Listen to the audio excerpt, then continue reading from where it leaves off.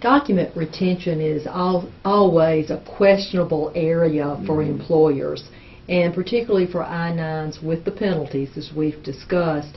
Really, what are the requirements for retention of these I-9 forms and any documentation?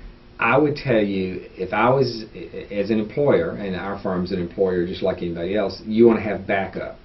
You want to probably have the paper I-9 forms in the one folder we were talking about in a locked cabinet. I would also be scanning my I-9s in electronically to have a backup. Say maybe I get an ICE officer coming for an audit, and I want to produce copies of the I-9 forms. I want to have a backup copy to make sure that I can locate them in a short time notice, especially if I've got multiple locations, and I just want to have a backup. I don't want to depend on that one file and not be able to find it. So, in fact, you are able to scan and load these in a computer. That does not violate any Privacy Act or any parts of this law. Not a bit.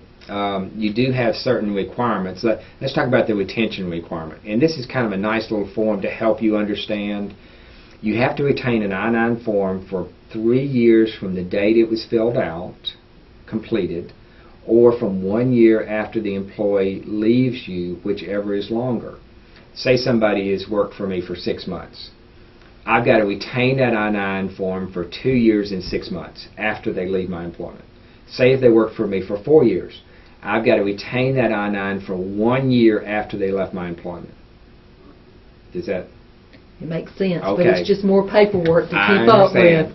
That's why this form would be very valuable.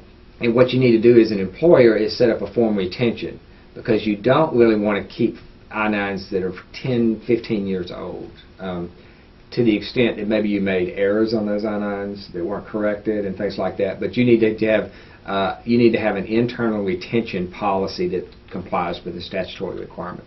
So you can retain them 3 different ways: paper retention, microfilm. I don't know many people doing that anymore, but microfilm retention, or electronic forms retention. You're able to set these forms up. Large employers, a lot of times they're setting these up as totally electronic documents. They're having employees come in and electronically sign in their blocks. They're having the employer section electronically sign. They're storing them totally electronically. So that's an option. Or you can do what we're talking about, paper fill them out.